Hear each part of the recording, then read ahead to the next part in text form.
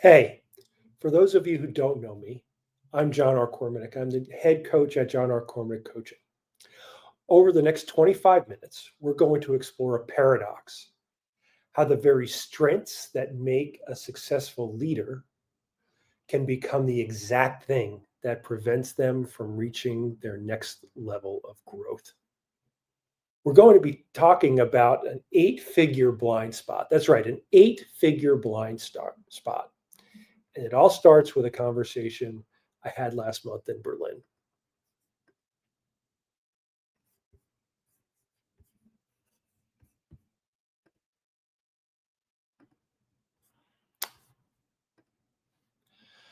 I was at an IR Global conference to present a workshop on legacy.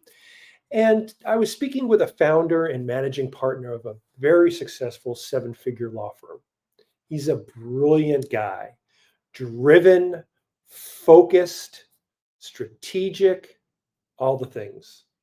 He's the exact kind of person you expect to see at these events. That's why I'm a trusted partner.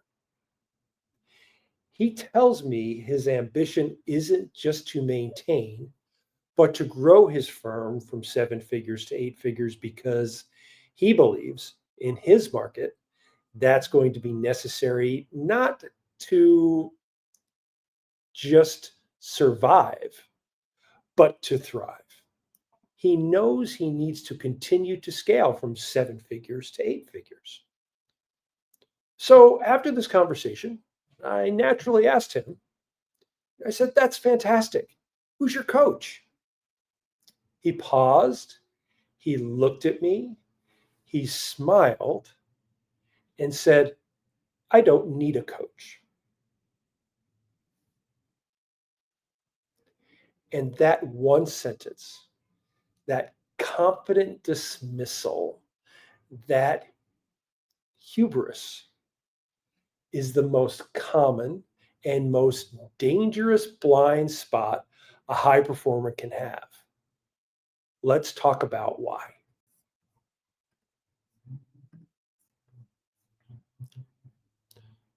This is the myth of more. That founder's response comes from a belief that has served him well his entire life, right? He's winning by the metrics that we see today. He is winning. The idea that the path to the next level is simply doing more of what he's already doing. That's what's got him trapped. More hours, more effort, perhaps more direct control, perhaps more people, all of these things that have gotten to where he is today, right? He's not a solo. He's got a team. He's got lawyers. He's got multiple offices. His law firm has multiple offices. He has all these things. And they got him to this place. Now, if you look at the graph, you're going to see about the myth of more, right? The myth of more is the assumption that linear effort will continue to produce exponential results.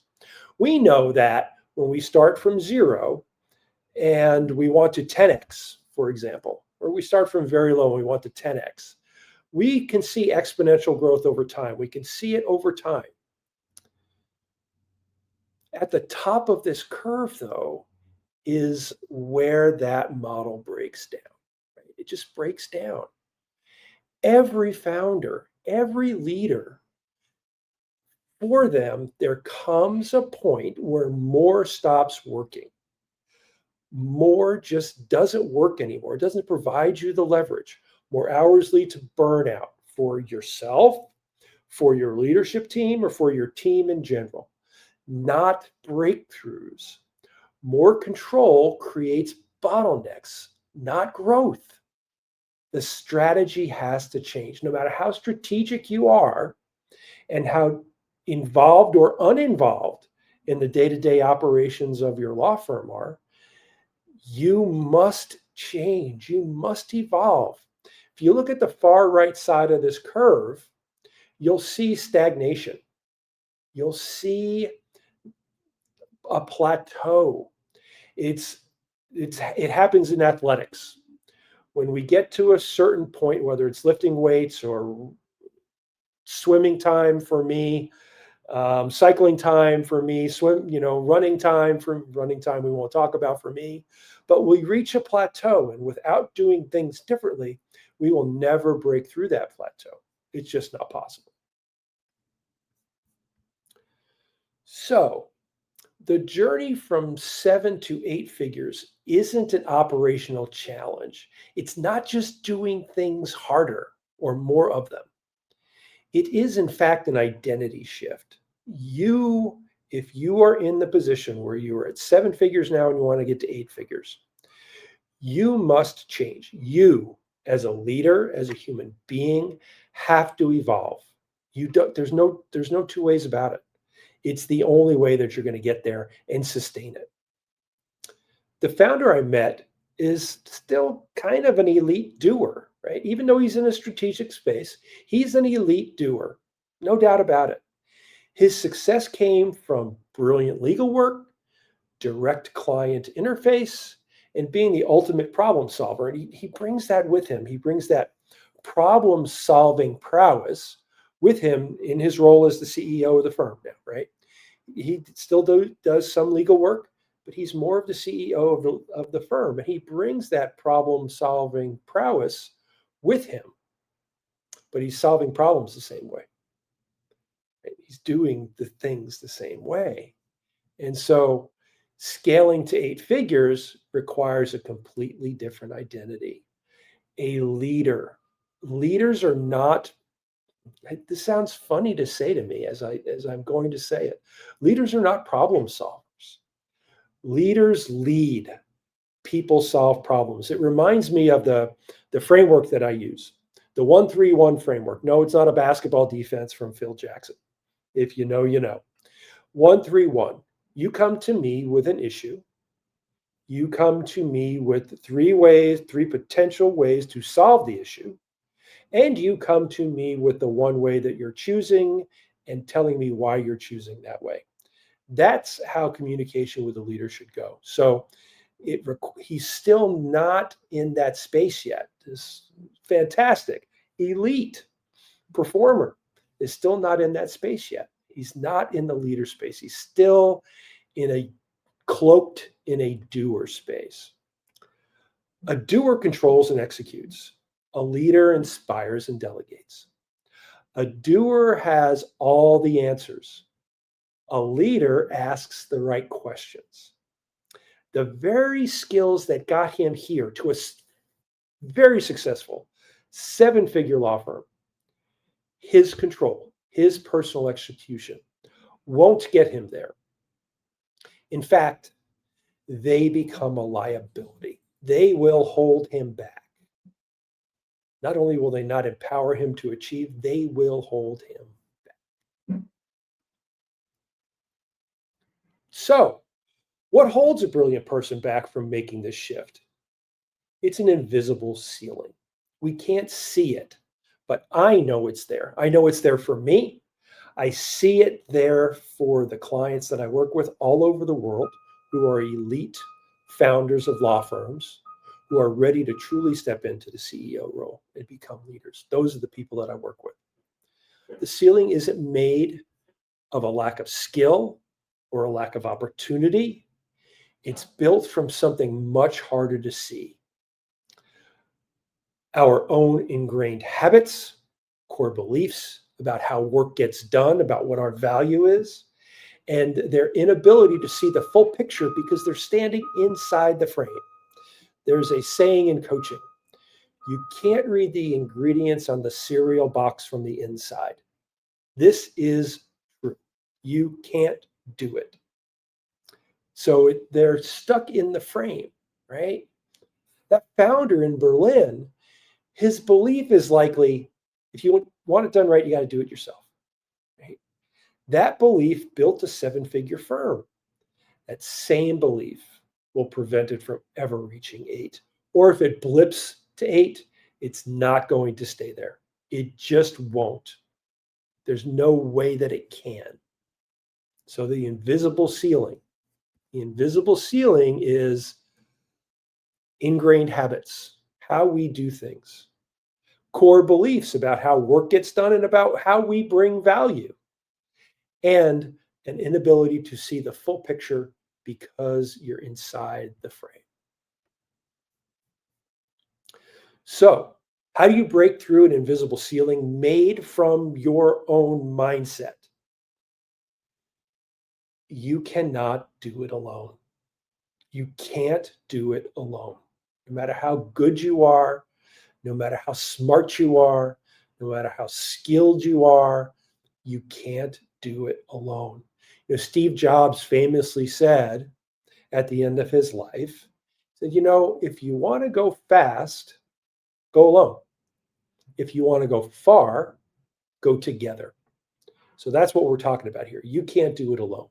So the first role of me as a coach is to be an unbiased mirror, to call baloney or insert your expletive here when it is baloney, to ask the questions to help empower my clients to identify their blind spots. Think about it. Who's going to tell you the unvarnished truth? The unvarnished truth, not from a place of, not from a place of nah, nah, nah, nah, nah, but from a place of caring about your goals, what you want in your life and your performance. Who's going to do that? Who only has your best interest and success in mind? Think about that for a second. If you have law partners, they have vested interests. There's a power dynamic between you and your employees. If you have a spouse, your spouse is emotionally invested in your success. They want to see you succeed. They don't want to see you suffer. And growth requires some pain. Your friends want to support you, not challenge you. Hey, that's a great idea, right? That's what they want to tell you. You're doing great. That's what's going to hold you back. Who else only has your interests and success in mind? That's a coach. That's me.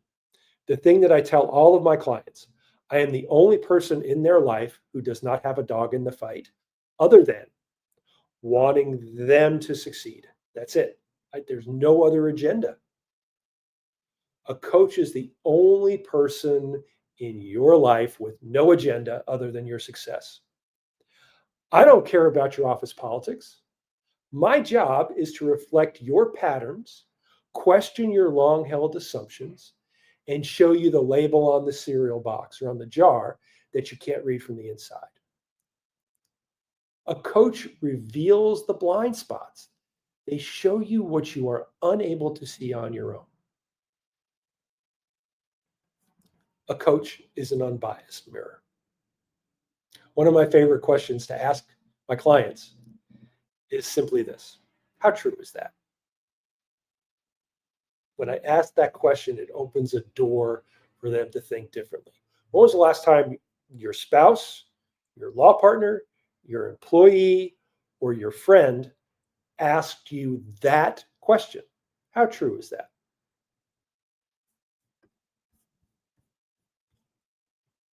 Accountability. We hear about accountability all the time. I'm here to tell you accountability is an internal thing.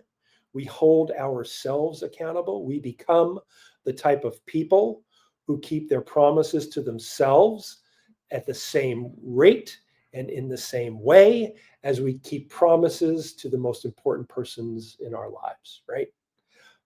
And it takes work to get there. It takes work to be that type of person. High performers don't lack discipline. Look, the people I coach, lawyers around the world, they have discipline.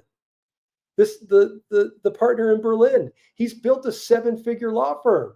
You can't do that without discipline. What they do lack is time and structure to work on things that are important but not urgent. We think of the Eisenhower matrix. If you don't know what it is, Google it. Quadrant 1 is important and urgent. It feels good to be productive there, but it's not where our highest and best value is. Quadrant 2 is where we want to be, which is important but not urgent things. Being in that space gives us room to breathe, to think big, to be in an anabolic space. What are some of those things? Developing their leadership team and empowering them. Refining company culture. Is the culture what we want? If it's not, how do we change it? Or long-term strategic planning. How do I plan for 5 years down the road? How do I do that? How do I invest that time? A coach is an accountability engine for that work.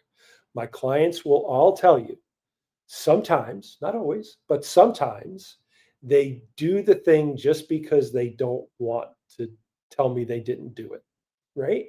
It's like having a running buddy who's going to meet you at 5 o'clock in the morning on a cold February day in Boise, Idaho, when it's right on the edge of snow and rain, and to go for a 10K run. If I don't have that running buddy, if I don't have that accountability partner, I may just stay in bed. Bed's comfy. Somebody's waiting under the street lamp for me. I'm going to go. I am the somebody waiting under the street lamp for my clients. Our time together with my clients is the only time that they have dedicated solely to themselves. It's a formal appointment to step out of the daily fires and work on the business, not just in it. I mean, I know that sounds, that's well worn. It's also a place to work on themselves, which I think is more important. That's what I lean into. My simple, powerful question is, last time we met, you said this was your number one priority. What progress did you make on tackling that? Really simple. When was the last time your friend asked you that? Hey, you said you were going to do the thing. How far along are you on doing the thing? Or your spouse, right? Having a coaching relationship creates a structure that forces you to honor your own strategic goals. They are never my goals. Heck, 99% of the time, they're not my action steps. They are my clients' action steps. Do I help them sometimes develop them? Absolutely. But they are my clients' goals, my clients' action steps. And I asked just a simple question. Last week, or last time we met, you said you'd do this. Did you do it? Pretty simple, not easy. Finally, the strategic sparring partner. Where does someone at an elite level, a CEO of a 7-figure law firm, where do they go to be uncertain? Who can a founder pitch a half-baked idea to just to see if it holds up? Who can you? Who's on your team that you can pitch something that sounds so crazy, you laugh when you say it, and yet you believe in it? Who can you pitch that to?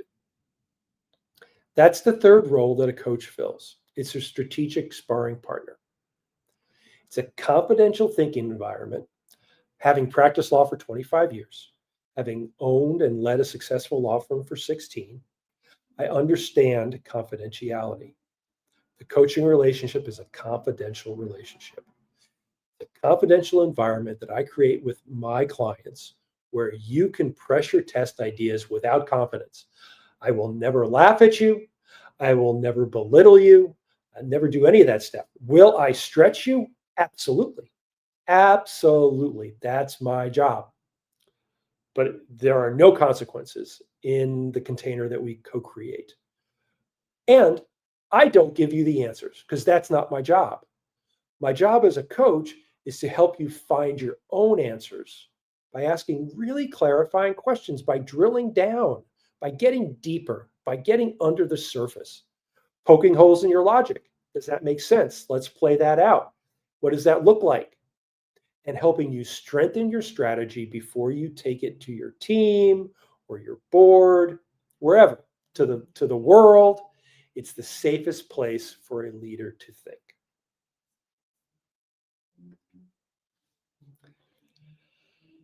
I love this quote. I love this quote. I'm not a fan of the Dallas Cowboys. My father ruined that for me when I was a young person. He loved the Dallas Cowboys and he was an obnoxious fan. He was truly a fanatic.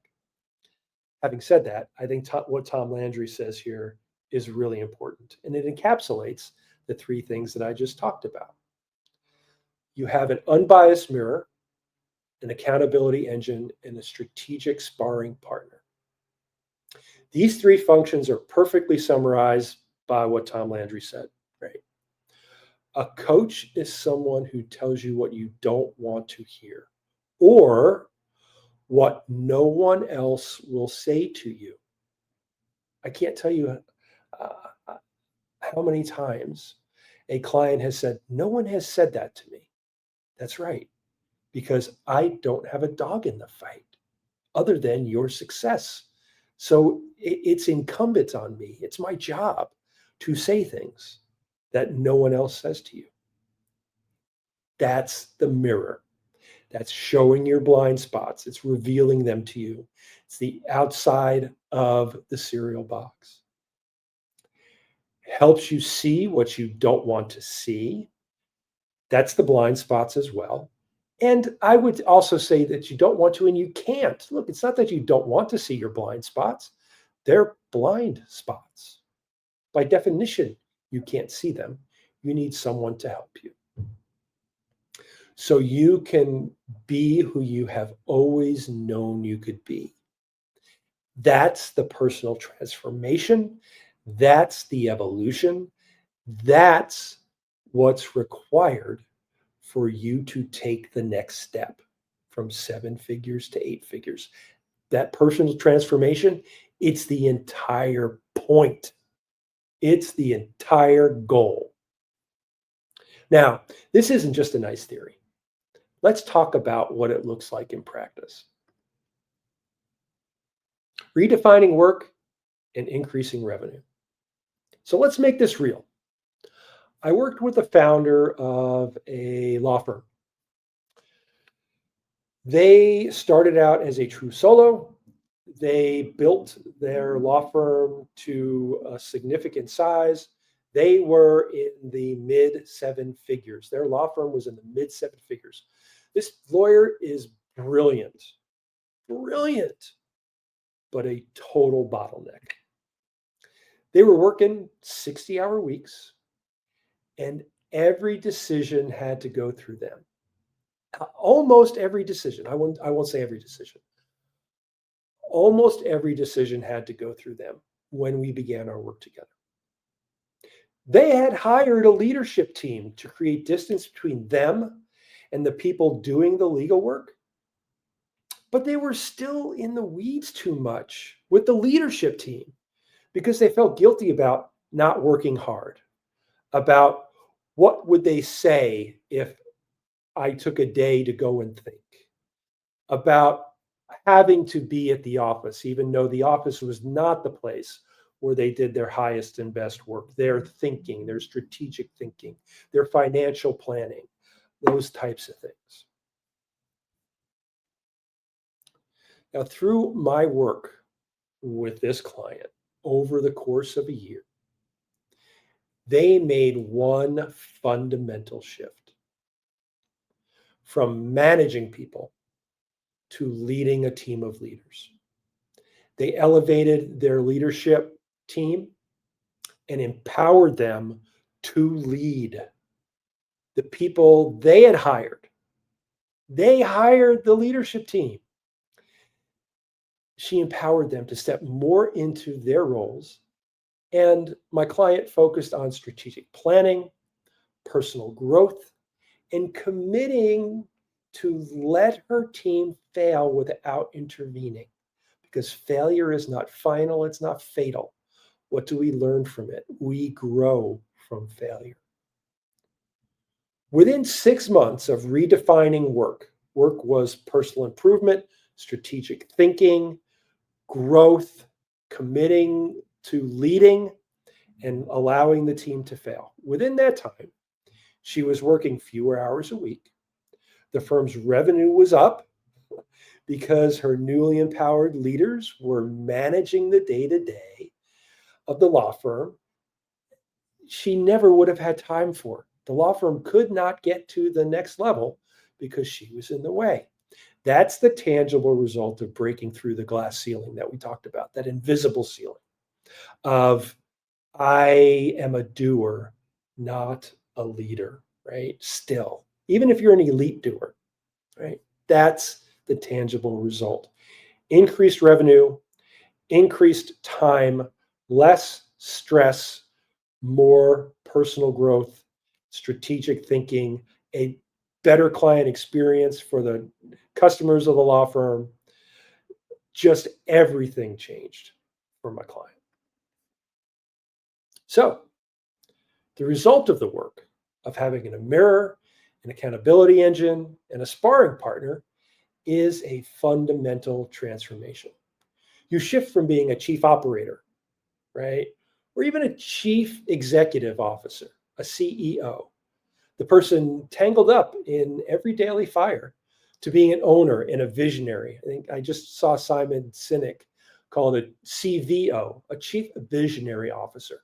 That's where you need to be if you have founded a seven-figure law firm and you want to go to 8. You must be a chief visionary officer. The business starts to serve you, not the other way around. You get your time back. You get your strategic headspace back.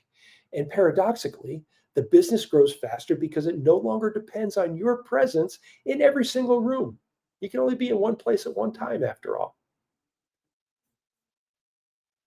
So let's go back to that founder in Berlin that I was having a conversation with over lunch.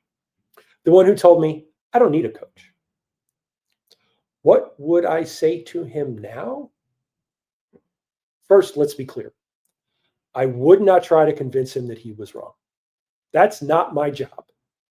High performers don't respond by being told they need fixing. If you're a high performer and I came to you and had talked to you for 10 minutes and said, you're wrong, what would you think of me? Right? This reminds me of my time as a trial lawyer. When a juror tells you who they are, believe them. It's not my job to convince them otherwise. I can't. High performers who are lawyers, forget about it. Right? It's just not a thing. I'm not going to convince anyone that they're wrong. Instead, I would look him in the eye and ask him one simple question, appealing directly to his ambition and his confidence. Are you willing to bet your 8-figure dream on the chance that you have 0 blind spots?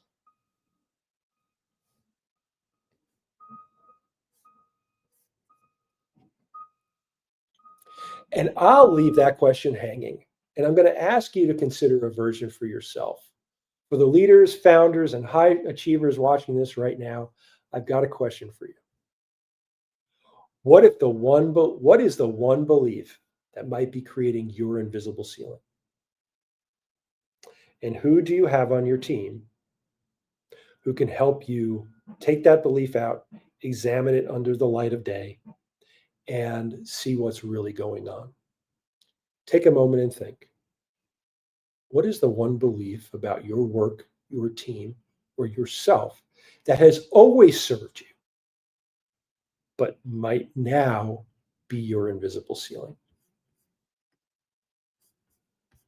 Thanks. Your most valuable asset is your time. Thank you for investing it with me.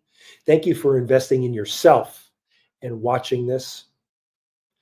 If this conversation about blind spots and invisible ceilings has resonated with you, the blessed, I'm struggling, sorry. The best place to continue it is on LinkedIn, right? Get your camera out, scan the QR code.